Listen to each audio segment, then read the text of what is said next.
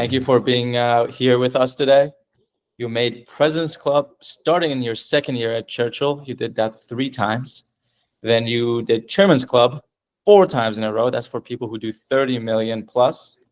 You've done 250 units a year for 2 years in a row in 2020 and 2021. You have 4 employees full-time dedicated to you and your current production. You are financially set, so you're doing this for the love of the game. You are a high-level soccer player and you played in college, and you have 2 kids, 1 and 4 years old, who are your main priorities. Thank you. What are you most proud of? Thanks for having me, Sam. I am excited to be here. I appreciate all that you do for the mortgage industry, and just the insights you share and the way that you coach and come alongside people, I think is really special. And he's not paying me to say that. So, wow, that is such a big question. Like, what are you most proud of? So I guess I would ask a clarifying question. Are we talking personally? Are we talking professionally? Or is it maybe one of each? You can do one of each, but I think what makes your soul truly happy. So whatever that is for you. I think actually it's funny that I'm glad you asked it that way, because I think that helps me come up with an answer. I think that I was put here to walk through significant things with people that I care about, and to be a guide or a resource, whether that's personal, whether that's a friendship or a child that I have, or a family member, or whether that's professional with clients or partners or team members, that I work with. I think that that's the thing that makes me feel most alive. Like when I'm in relationship with someone and there's a genuine connection and depth of relationship that's built. I think that that's one of the things I love about this job so much, is the way I've designed it. The way our team is set up right now is essentially wired to create opportunities for me to do that. So my job every day is go out, love people, speak into their lives, and hopefully be an asset that helps them in whatever capacity that is. I will confirm this. I felt that from our first conversation as well, that you really do care about people. There's a sense that you love people. Have you had that since childhood, or is that something that you started to develop later in life?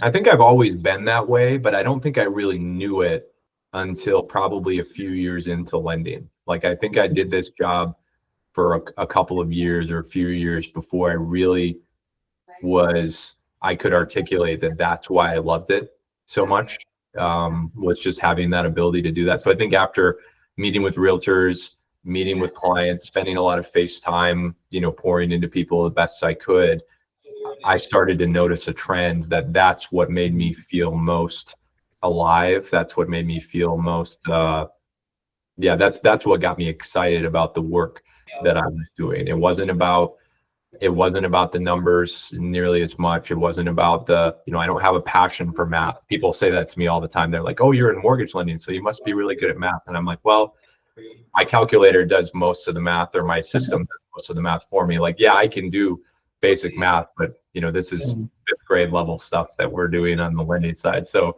it's not calculus. But I think for me, it didn't start to develop until I had done mortgage lending for a few years, and I started to notice that trend of, hey, I really love doing this specific part of the job. That's really interesting. Was it just a gradual understanding, or was it an event or in person that helped you see it? I think, and this might be skipping ahead a little bit, but I learned so much from so many different people. It's hard for me to just point, at one individual instance that brought that out of me. I mean, I've had a coach, for several years, and really my coach now isn't a business coach. Ironically, he does help with some business things, but mostly it's life that we talk about, because those two things are interconnected, and and I feel like they're not separate. So I have so many different people, I feel like, in different areas that I lean on when I need something, whether it's a piece of advice or whether it's a treatment to a problem that I'm having. I just feel like I've been really blessed to be surrounded by some really great mentors that, speak into my life and help me to see those kinds of things. So I do think, though, I'm trying to think, like, the people, I just noticed that that was the thing that made me feel most connected, was when I was in these situations where I would come out of a meeting, an hour and a half meeting, and Hmm. I watched some people do that and just be exhausted by those meetings. And I would get done with those meetings and I would be like fired up and I would be energized because there was something real that happened in those connections. So I think for me, that's why I just started to notice that this was a trend. And I realized, like, oh yeah, I love this job because I love people. And there's nothing more fascinating than people. They're so unique, they're so different, their stories are so different, that I felt really honored to be a part of those interactions. And I think that's the reason why I love it so much. That's incredible. That's a great reason why you're successful. I want to go back to the part where you mentioned mentors and having a big impact on you. One of our calls, I hope it's okay I share this private calls. I gave you a compliment and you said, I'll take the compliment, but the reason I've come this far is because I've had mentors showing me the way. And you said you have had mentors for all different parts of your life. Mhm. When you think about your life, how do you divide it up on the different fields? For example, business, marriage, kids, personal. I'm just giving you suggestions. How do you view your life and its different departments? Yeah, I mean, one of my coaches, Todd, who's kind of my life coach, he has a concept that and I don't know that it's his thing, but he calls it the life wheel. And, essentially you've got relationships, which encompasses family, friends, things like that, marriages. So you've got relationships, you have fun, recreation, you have your spiritual life is one of those elements. You have your physical well-being, you have your emotional well-being, and you have your financial well-being. So it's essentially how, these different things in our lives are essentially made up of a combination of that grouping of individual things. So I would say that's kind of the lens that I view that through on a regular basis. Yeah. And do you change your focus depending on what needs more attention? Are you always scanning or monitoring what needs more attention? I'm glad you asked that question. Okay, so I have a reminder every month to do a life wheel exercise that pops up in my phone. For the past few months, life has been pretty hectic for me, and so I have not actually gone through and done a life wheel analysis in quite a while. So I try to. My goal is to do a monthly review and step back and look at it. But I've been bumping those reminders out pretty consistently for the past few months. So this conversation is a good reminder for me to dive back into that and do an honest analysis of where I am in those different categories. That's a perfect segue. And is it okay if I tell people why you've been busy for the past Sure. 2 months? At least one Yep. of the reasons. You just moved into your brand new home, your forever home. Is that right? You want to tell us more about that? Yeah, well, I've been telling, it is a fixer upper. It's a $700,000 fixer upper. And what I mean by that is it hasn't been updated in 10 years, or it hasn't been updated in 30 years. So a lot of the stuff that we're doing to the house right now is, it's just a total redesign, a total restructure of the property. So it's been a project, and it's been a busy few weeks. We actually just moved into it last week. And now I'm very grateful for it. It feels like this is going to be the place that we land, long term. We're in the neighborhood we want to be in. We're living on the water. My daughters and son's schools will be right down the road. They could walk to school if they wanted to. So it is intentional. Like, this is the house that we designed in terms of like what we wanted it to look like and where we wanted it to be.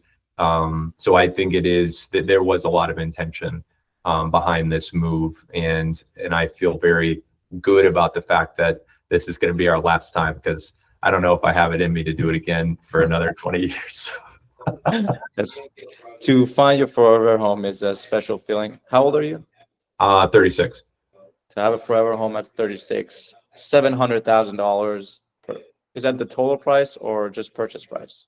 Yeah, we bought it for, well, we technically bought it for 685. But by the time I'm done getting it up to snuff, like being done putting money into it, I think we'll probably put another 200 or so into the house to get it where it needs to be long term. Because everybody knows the cost of anything in today's economy it's not cheap. So yeah. Let's say $1 million. And how are you? Very few people in the world can do that, especially ever, but especially at the age you're doing it. How are you going about financing it? Yeah, I mean, really, growing up, so when I worked for Churchill, and even before I started working for Churchill, Churchill was affiliated with Dave Ramsey, right? And I read Dave Ramsey's book, Total Money Makeover, when I was in a pretty bad place financially. I remember I went to go check out at the grocery store. This was when I was 25, 24, 25. I went to go check out. I had $40 worth of groceries on the belt, and I had a credit card and I had a debit card, and both of them were, the debit card, there was no money, there was only $30 in the account, and the credit card was maxed out. And I swiped them both twice, and this was back when we had original iPhones, right? So I'm pulling this up in the middle of the store trying to check my balances because I can't figure out what's going on. And I remember leaving the store after having to take some of those groceries off and thinking, something has to change. I can't keep living like this. So I was living in Tennessee at that time. And so I moved back from Tennessee to Michigan. I grew up in the east side of the state. Now I'm on the west side. So I moved to West Michigan, where I had some friends who had a job for me lined up. And so I started, I basically had nothing financially at that point. For 6 months, I didn't drive a car because I was focused on paying down and paying off debt. So I would just bum rides to work with my friend, and I had no social life. I would just hang out with my neighbors at the condo that I lived in. So, I just made a decision at that point in time that I was going to treat money differently, that I wasn't going to let myself be in a situation like that again. It was a very humbling experience. So your experience at 25 years old and Dave Ramsey being in Churchill Mortgage, kind of, for people who don't know, Dave Ramsey doesn't like debt. The only debt that he likes is mortgage, but even that, pay it off, be responsible. His famous saying that I love, I'm a big Dave Ramsey guy, live like no one else so you can live like no one else. It's so true. So how did you buy the house then? Did you buy the house cash? Yeah, we bought it in cash. I used it's actually kind of a creative strategy, because I used an equity loan on my property to come up with, like, it didn't have a balance on it, but I had access to that equity through an equity loan. So I used that loan in a temporary distribution from an IRA to buy the home in cash. And then when I sold my other property, I paid those things off. So it was a pretty creative way for us to do that. And it's a little scary. It's funny because you give advice to clients on strategies for, creative financing, but when you have to do it yourself, it's a little intimidating, because you're like, as soon as you pull that money out of the IRA, the clock is ticking to put it back in. And so I'm not recommending doing that for everybody, but it is, I felt like I had a pretty good handle on what that would look like. And it did work out. It did work out pretty well. And it helped us win. I mean, frankly, there was another offer that came in the day after we wrote, $15,000 higher. And, because we were able to do it with cash, we took the house off the market. So I think there is something to be said for being creative, but also being willing to pull the trigger quickly, because if you sit on it, you might not have that chance. It's really scary. I always preach that loan officers should be extremely conservative with their money. No debt outside of a mortgage, really, like no cars, definitely no credit card payments, have 6 months of reserves, because it allows you to be a better loan officer and better support system for your clients. You give better, you can serve better in general. And you are a living proof of that. Exactly. So how do you think about your personal life and finances? Again, not many professions in the world allow a 36-year-old who was broke at 25 to buy a home in cash for $1 million all in.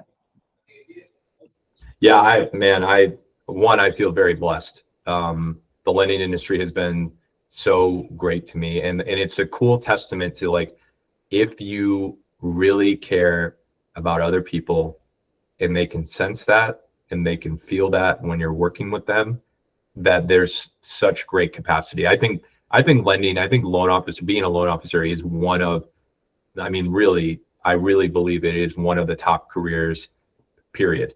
I don't know, for the, you can do this without any college education. You can do this without a without a college degree, and you can make more money than a doctor if you're good at what you do and you put a lot of effort into it.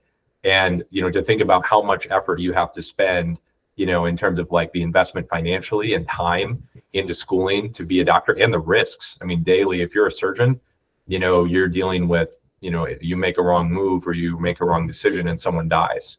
For us, it's like, it's still a very big deal. Don't get me wrong, but we're not sitting with people at an operating table while we're doing our work.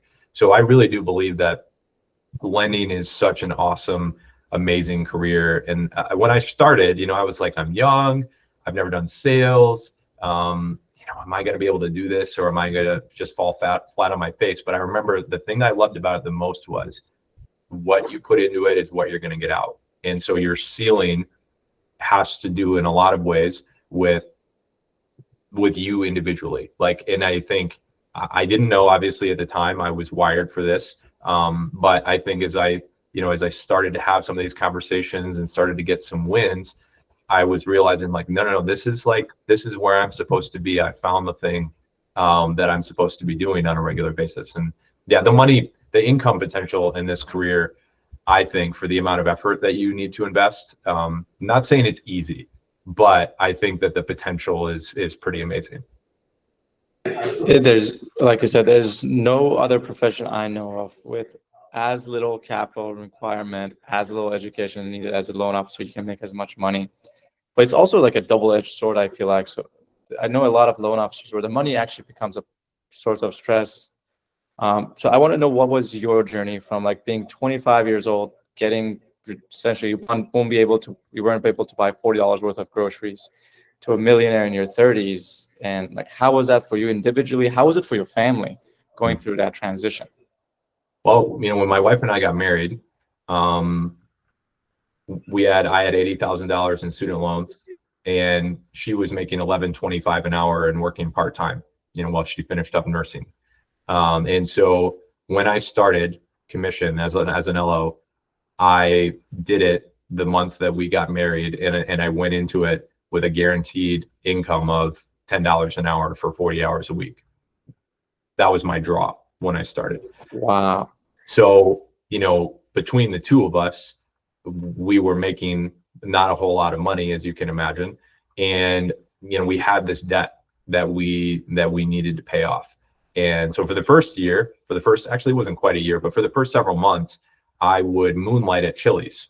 So I would work, at the office during the day as an LO, and then I would go into the restaurant, after, and work the dinner shift at Chili's. So I did that for the first few months, just to make sure that we could make ends meet. Fortunately, I didn't have to do that for very long, because there was enough opportunity on the lending side. I was able to replace that Chili's income pretty quickly. And I remember I had a notepad with all of our loans written out, because my wife's dad said, hey, if you guys get married this year instead of next year, you're going to pay for her college the next year. If you wait, I'll pay for it.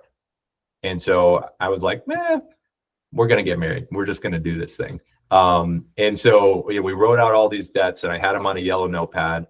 And as I would have big months as a loan officer, as I would continue to grow my volume, I would just update the balances or cross debts off as they were being paid off. So, there's nothing super, to be totally honest with you, as I would pay some of these off, I remember pressing the submit button on the website to pay off my last student loan. And, I think in your mind you have like fantasies like, oh, this is going to be like this amazing euphoric moment. It wasn't that special. Like it wasn't that different from any other payments that I've made. But I think that being in the position that when you don't have debt, you can bet on yourself more. You can live out of a place of abundance. Like I love to buy people lunch or coffee, and my friends, I'm not talking about realtors, I'm talking about people that I am connected with. I love to do those kinds of things because because I've been blessed. And so it's not a have to thing, it's a get to thing. And I think your mindset changes when you're not trying to figure out how am I going to pay this debt or how am I going to catch up on this thing that I owe on. You just have more freedom. And some people would say I was stupid to pay off a 15-year mortgage at 2.75%. Maybe I was. And I'm sure there are scenarios you could run where financially it was better for me to stay in the market. I guarantee that's true. But I also feel like it's hard to quantify the feeling or the perspective of waking up every morning and not having debts that you need to pay. So that's just my personal thought on that. I agree with you completely. I hope people listening to us aren't just saying like, look at two Ramsey followers just hyping each other up. But for me, also, money is a tool, and the tool's purpose is to bring peace of mind and freedom. If it does that with no debt, that's what it is. But some people like to play a game, and that of just making the number bigger. Whatever your game is, that's fine. For me, it's that tool for peace of mind and freedom. How did you took a bet on yourself? You went commission only. Did your wife still work during this time? Yeah, she was still working part-time, for the first year she was an aide at a local assisted living facility. And, but she was making, like I said, 11.25 an hour, and she was working 15 to 20 hours a week. So her income was helpful, but it wasn't going to pay all the bills. And so I needed to make it. When I started in lending, I remember that pressure early on of like, okay, if you're gonna build this, if you're gonna do this, you got to take it seriously. You got to commit to yourself. You got to put in the effort, because if you just coast your way through this job, you're gonna get paid. You're gonna get paid for the coasting that you're doing, which isn't gonna be very much. And so I knew early on it brought a level, I think, of intensity to my work, because one, I didn't want to keep going to Chili's every night. I didn't want to keep working 14-hour, 15-hour days every day. And I also just really wanted to make this work. I was like, I want to be a professional. I want to be an expert. I want to be somebody in an industry that is seen as like, hey, this guy has it figured out. This guy knows what he's doing. I'd never had that before. And I was ready to commit to, being an LO, but not just making money, not just getting paid well, but I really wanted to be a master of the craft. And so that's been a goal of mine, and I'll never hit it, like I'm never going to be done with that. I'll always be in the process of figuring that out. But I remember that being a focus for me even before I started. Like when I signed up to do it, I was like, this is my mindset as I'm going on this journey. It's you were driven by something other than, I mean, you had all the different motivations, just surviving at the beginning, but then that motivation grew bigger. So now it's the mastery, which is a great motivation to have. It's outside of the money. A question that a lot of new loan officers have is, how long should I expect to have consistent income, stable, consistent income? How long did it take for you? Well, I think it's always fair. Like I came on in 2014, and there was refinance potential in that market. And early on, I was really blessed to get leads through, Churchill, and through my branch manager that I started with at the time. He had a database of clients that, needed, frankly, they would benefit from, from getting a lower rate and refinancing their loan. So I feel like it's different. It was different for me than it would be in today's market. Not saying it's impossible, but I do think, just looking at the conversion rates, for example, of the number of leads that we have to talk to generate a closed loan compared to what it was maybe during that season of time. I feel like it is harder, to be honest, in today's market than it was during that season. But I think part of it too is like, if you can just treat it as, the thing I've been telling my team for the past 2 weeks is one loan every day. One loan every day. And the cool part about that mindset, I think, even as an LO who's just starting, is if you just take that mindset into the conversations you're having with friends, with family, with realtors, with someone that you meet on the street. I had someone come to my house to pick up moving boxes the other day, because we posted them on our Facebook page, the Granville Buy Nothing Facebook page, and said, hey, we just moved. Does anybody want boxes? Somebody shows up to my house and they're talking about how they just sold their house and how they want to buy a new one. And I'm like, great, who's your lender? And she's like, oh, it's this person over at this company. And I was like, okay, great. I feel like when I go up against them, we can beat them in price. Can you give me a call when you get an offer accepted? And it's funny, I just texted her today and said, hey, let's get something scheduled so we can do that. So there's a level of intensity when you have this mindset of go out and get a loan. That's your job. Go out and find a loan every single day. It doesn't matter where it is. Could be people you play soccer with. Could be someone that you talk to at church. Could be, you could just be sitting in a coffee shop and hear someone talking about real estate. And it doesn't really matter where it is. That mindset, I think, is really helpful if you're starting out as a loan officer. That's the problem that you're solving for. If you can do 20 loans a month, if you do a loan every business day and you can do 20 loans a month, you can hire people to solve the time problem that you'll run into. But I think if you show up and you put in the effort to generate that, you're going to find that you can get to 2 to 3 loans, which I don't know. I mean, I guess you tell me. I guess it depends on where you live, but I feel like if you're putting together 2 to 3 loans consistently as you start, you're establishing a baseline that you might be able to live off of, at least during that transition period. Yeah, for sure. Actually, before I answer that, I want to point out something you said that is super, super important about the mindset and the problem solving and someone else being able to do it. The mind is exceptionally good at finding solutions. It's what it's designed to do. What it is really bad at doing is finding the right problem to solve. So what I love that you did here is like you gave it a constant problem every day to find one loan. So the mind goes through figuring out how to do it every day. So once you give it that problem every day, daily, it becomes normal to just look for it, find a solution creatively, like you said, with boxes, realtors, friends, family, just someone at the grocery store, doesn't matter. The brain finds ways to solve that problem. So I'm going to actually take that to my coaching and give it as a nugget, because that is really, really good. I remember something Dave Ramsey said too, because we were talking about Dave. He did an interview with Chris Willink on Modern Wisdom. And one of the things that he said was, 6 months ago, me was a genius. Today, me is an idiot. And what he meant by that was, in this business, you're getting paid right now for the work that you did 6 months ago. And sometimes, you get into these seasons, like we've written a loan a day for the past 2.5 weeks. Funny enough, ironically, around the same time when I started saying we need to write a loan every day. And I was telling that to the team, like everything that we're doing right now is structured around how do we find a loan every day. I'm finding ways to incentivize my team so that if they create a lead, they'll get paid differently on that lead than they would if it was just a loan that came to us through a different channel. So it's just funny how when you change that perspective, how that impacts your business in a positive way. But I just think right now what we're experiencing is that we're reaping the benefits of, 6 months ago, the work that I was putting in.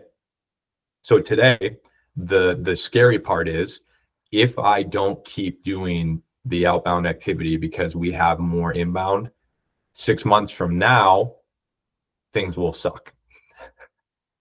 And so I love that advice or that wisdom from Dave Ramsey that don't get caught up in the influx of business, because that was the genius you from 6 months ago that created that. That was the hungry version of you 6 months ago that created those opportunities. If you let go of that 6 months from now, you'll regret it.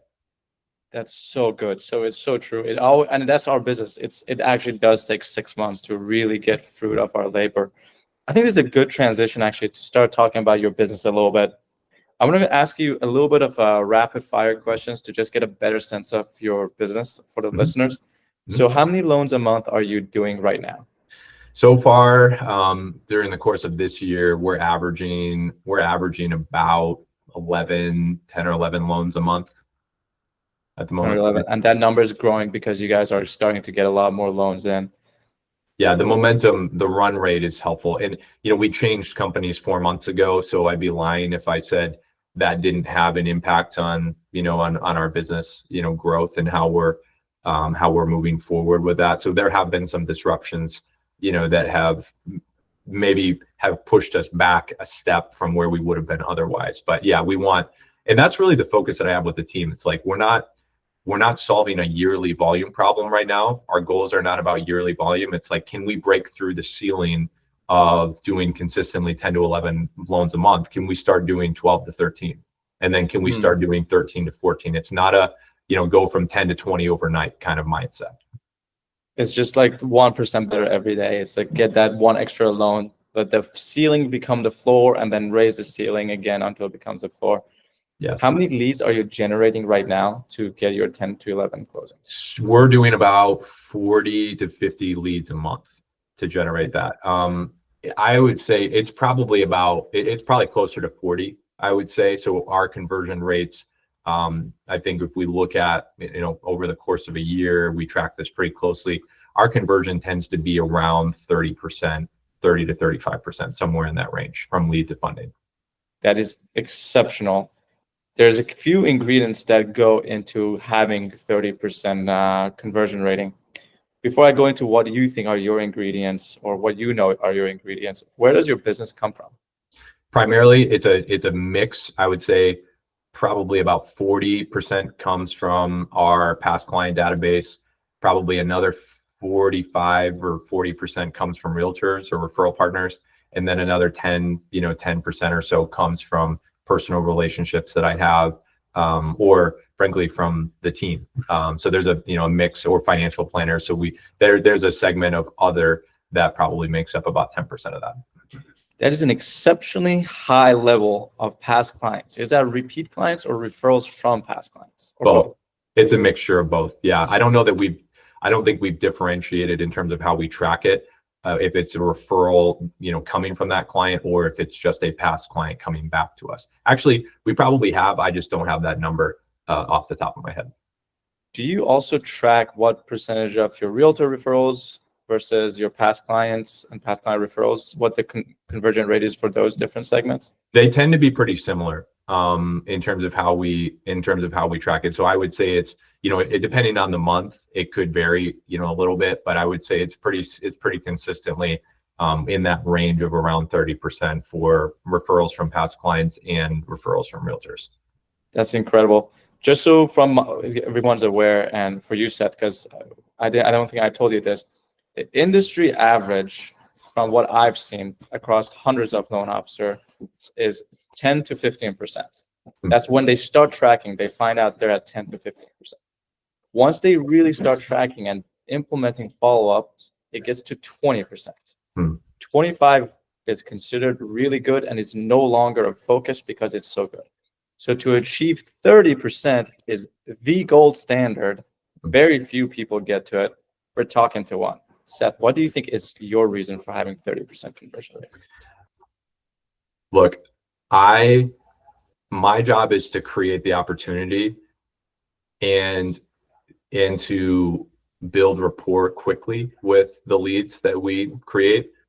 And a lot of the things that I think the difference between that like 20 to 30% or 25 to 30% range, I give credit to the way our team follows up with our past clients or with leads. So when we get a lead, kind of the joke is, and something we say often in the team is, they don't know that we're never going to stop following up. And it's crazy. I can't tell you how many times, during the course of a year, somebody who hasn't responded to anything that we've sent for 6 months suddenly says, hey, I'm interested in this house. Can we connect and put a pre-approval together? I think it would be easy to write those off as like not that big of a deal because, they're not a huge percentage of our business. But I think that the difference between that 25 to 30 or that 20 to 30% range, a lot of it is in having a process for staying in touch and following up with people, and adding enough value, during that follow-up process to earn the right to get the opportunity to work with them when they say, hey, I'm ready to do something. Because I think a lot of people in real estate and in lending, you get a lead, if it's hot, and they're gonna close quickly, then it becomes a huge priority. It's really easy to just set those other leads that are a little bit colder aside and not pay attention to them. But I think that is a huge miss, on our part. And for us, it's a selling point for our partners too. Because when realtors refer us business, when we're reaching out and staying in touch with them, the goal is we're trying to take these cold leads that you have, these leads that are dead, and turn them into something, a meaningful commission for you somewhere down the road. Sometimes agents will even forget that they sent that lead. They're like, who is that? And I'm like, oh, it's this person you sent us 9 months ago. And they're like, oh, okay, can you tell me a little bit about them? Right? I mean, and I'm not knocking them because they don't have a team the way that I do. I would have a hard time keeping track of all of these things without the team that I have, for sure. I wouldn't be able to do this without a team. But I think it is a huge value add to your partners. And honestly, when you think you're being annoying, your clients actually often will appreciate the consistency and the follow-up, because they raise their hand and they say, hey, I need you. I need what you have. Can you help me out? And so all you're doing is following up with them until they say, yes, I'm ready. That's so good. One thing I want to highlight that you said, the saying you have with your team, that our clients don't know that we're going to follow up with them forever. And also you brought it up, that's a major value for your realtor partners. I always say this, my saying is that our value as loan officers to realtors is that we are a walking, talking, converting, updating CRM. That's our job. And I remember one of the first times we met, you asked how you had 2 meetings with 2 of the biggest realtors in your market. And you were wondering how you can actually convert them. We talked about just show them your conversion rating. That's going to convert them. And you won one of them right away. You got 2 referrals from them the first meeting. Is that right? Yeah, it is. That relationship has since dissolved because I realized that what he wanted from me was, he wanted to turn me into, he wanted me to pay for leads that we would work and convert and turn into business for his agents. But these were very low quality leads, like less than 1% conversion rates, and would have required us to bring on an additional 320 leads per month and work really, really hard to convert them and turn them into business. And he wanted me to pay for those leads. So great guy, smart businessman. I'm not knocking, the strategy on his part, but for me, when we have a conversion rate of 30% and we're pretty committed to quality in terms of the leads that we generate, it just wasn't a good fit for our business model. So yes, it helped me win the relationship. But ironically, we aren't partnered with him anymore because what he wanted from us just wasn't something that we felt like we could provide. I love you saying this. You have built a business and personal life, family, finances, everything, where it allows you to look at a top realtor in your market and say, we're not a right fit, I'm not going to work with you. That is an achievement few people hope to get, and they can able to get it. So good job, man. Kudos. You have a great business, ironclad business. It's taken time to get to that point. And, I talk about this with my partner, Josh, because he's a partner in the business. And Josh he's not on this podcast, but deserves a ton of credit for the consistency and the stability of what we do. I am the face of what we do, but Josh is the motor. He's the engine of what we do. And so I think maybe one of the best things that I can share with people who really want to grow and add time back into their life and also grow their business, it's find someone that you can have as a right hand. Because I just think without Josh, it's hard for me to even imagine what my life would look like or what our business would look like. He has been a huge asset to both me and to our partners and clients. Like, I can't say enough about finding the right people to be a part of that journey with you. So important. having the right people that you can rely on makes life so much easier. Seth, we're coming a little close to the end of our time. So I have one more question before I go into the same last two questions I ask everybody. Yeah. I'm so curious about your process for getting referrals from past clients and also converting. So the real question isn't what is the process right now, because we won't have enough time, but how concrete is that process? Meaning, is it like a vibe, like just remember to follow up, or is it like defined steps? Everything we do is on purpose. Nothing is a vibe for us anymore. If it was up to me, it might be a little bit more vibey, but because Josh is on the team, it's very consistent. Really, I think the magic is not one thing, it's multiple things. We have a very value driven annual review that we encourage our clients to schedule, and it's like there are meaningful things that come out of those conversations. Even if it's not a refinance, there are insurance savings, there are write-offs on taxes, there are future planning for what we're doing in terms of renovations or people that I can connect them with. We add value to our clients when we do our annual checkups. We call them an annual savings review, because the idea is we're going to help you save. Even little things like, hey, here's what an extra $100 a month will do to your overall mortgage interest saved. When people see a 6-figure number in terms of interest saved, for $100 a month, that's a pretty significant thing. And so we have a very intentional process around that. We do monthly mailers. We do, monthly texts to our client base. I think email is a little bit tricky right now. Honestly, I was thinking about this the other day. How many emails do you get from companies every day versus how many text messages do you get from those companies? So our goal is to try to do our best to remain relevant and to get, views or eyeballs on the stuff that we create. So it's a combination of a lot of different things that we've done, but it kind of came out of this idea that I had with Josh maybe 2 years ago or 3 years ago, where I went to him and I said, I think our past client game right now is like a 4, out of 10. We need to get to an 8 or a 9.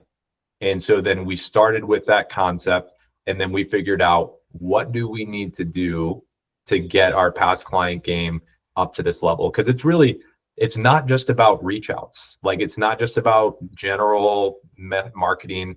It's very intentional, and it's designed to be a value add to those individuals that we're working with. So I think that's the philosophy. If you're thinking about how to create more leads, 1, you got to be in front of them consistently. And then 2, you have to actually add practical value to their lives. It's not a drip campaign. It's an intentional, personalized value for when they're ready for it. It's so good. Yes. And that makes sense why you have such a high percentage of your past clients coming back again, which is rare, again, really rare. Like most businesses most loan officers hope to get 5% on their past clients. Like that's the first metric I said for people that have not touched their past clients, 5%. You're already at 30 to 40%. Yeah, I think that is such a huge thing too, because if you control the lead, there's so much value in that long term. If they want to work with a different realtor, it doesn't matter. When you are going consumer direct, you have so much more control versus just hoping that these partnerships continue to remain strong and that those realtors refer you in those situations. So it puts you in the driver's seat, which is something I really love. That's exactly it. What's one thing for you that didn't work, but it was a very common advice or saying in the industry? Yeah, I think for me, adding loan officers to the team. In my mind, the way the industry works, it's like, okay, you start out and maybe you start in a more administrative role and you're learning the business, and then you become a loan officer, and then you grow a team by adding a transaction coordinator, maybe you hire a processor or an admin full-time. And then when you get to that level, you start looking at, when you're running a branch, you bring on individual loan officers to work with on production. For me, this is my experience. And actually, I've run the math on this. The amount of money that I get paid to generate a loan myself versus paying a loan officer or getting money on what a loan officer is generating is significantly more. And I did the math on this because I had somebody from a pretty well-known company call me and say, hey, we want you to take over a division for us. 13 loan officers, $11 million a month run rate. Would you come and work for and run this team? And at first, like, your first thought is like, wow, what a cool opportunity. Like, I can't believe they thought of me to do that. I'm honored. This is a really cool, that's a lot of production to be managing on a monthly basis. And so, like, initially it's like, wow, that's a really cool opportunity. But then I did the math. And what I realized was I could replace the income I would get from those loan officers by closing an extra 3 loans a month. So I asked myself this question: is it easier to close an extra 3 deals or to manage 13 loan officers?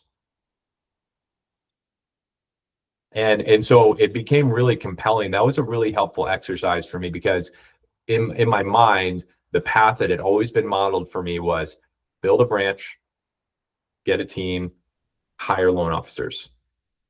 But in the market that we're in right now, and maybe part of it's market driven, but we're seeing margins compress. And frankly, a lot of loan officers that are left are very cognizant and very knowledgeable. And so I think in the market that we're in right now, people are asking questions and they're like, why am I paying my branch manager 50 basis points alone? And in my opinion, for me, it was like, I love generating leads, meeting with clients, building referral relationships. So I was like, I should just pour my energy into that, because it's way more profitable.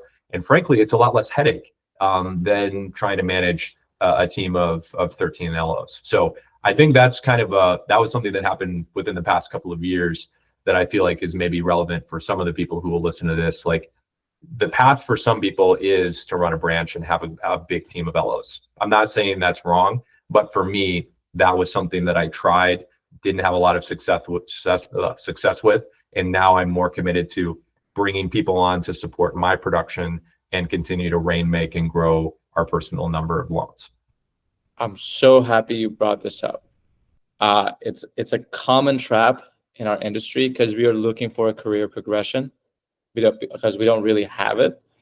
And the number of top LOs that say, I want to build a team, I want to build a division, and then I ask them why, they say, because I want more money. I have to like show the math, do the math with them to say they would actually make less money, is crazy. Almost there's a strong passion, and I call it a passion, like a need. It's not like a want, it's a need to develop people. Unless that's not there, it's a hard thing to jump in, because the money is definitely not worth it compared to having a big team just like you. Final question. What's one advice you would have for loan officers? And that can be personal, like a personal advice, personal life, or professional advice.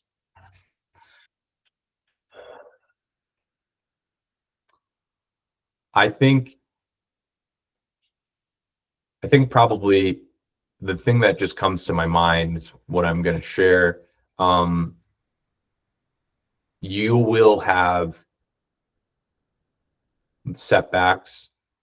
You will have deals or weeks or months or even years that feel like a slog if you stay in this business, that feel boring, that feel scary, that feel disheartening. And I think that's true for life too.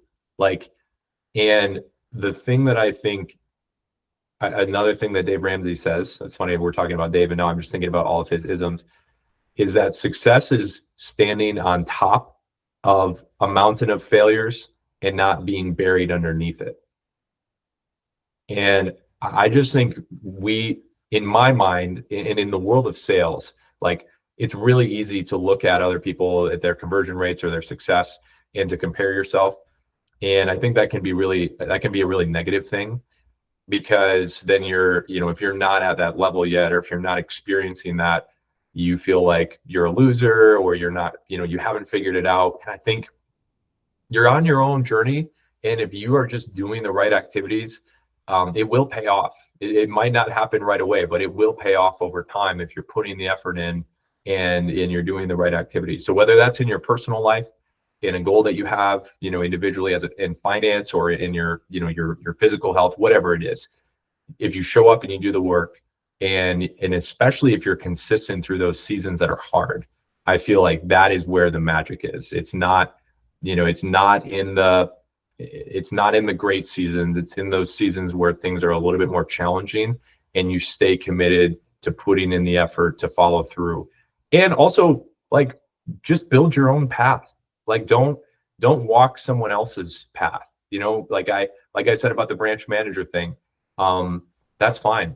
Like, if you want to do that, if you feel called to that, that's great. But if that's not your passion, be okay with just building your own personal production. And I know for me, I came up with a number recently too. I just want to do 55 million a year. That's it. I used to think I needed to be number one in my marketplace. I was like, that is what I'm solving for. If I'm not number one, I'm not done yet. I don't have that goal anymore, because frankly, I don't need the money, and I'm not willing to trade the time and commitment that it would take, the after hours, happy hours and dinners, the clubs, and the intentional, like, I'm always on kind of mindset that I think it would take for me to get there. I'm not willing to do that. I'm working 30 to 40 hours a week, and I'm home, a lot. And I have 2 kids that know me really well and that love me, and, and a partner that, that is a big part of my life as well. So I feel like it's always a trade. You're trading your time for something. And if that money is going to help you, like you said, it's a tool. If that money is going to help you get to somewhere, great. Or if you have some big goals that you need to go out and execute, great. For me though, going from, 300,000 a year or $500,000 a year to like 2 million, that doesn't really change my life that much. And some people might disagree with that, and maybe they have those goals, but for me, it really doesn't matter. So I've let go of this version of me that's like, you got to be the best, you got to be at the top. I want to be on stage, I want to be speaking at these events. Now I just don't care about that stuff anymore. Now it's like, build a business that's sustainable at this volume level, keep my team small, keep it simple, and that's all I really need. That is a beautiful place to end. I want to ask where loan officers can reach out to you, and if it's okay to reach out, but that was so good.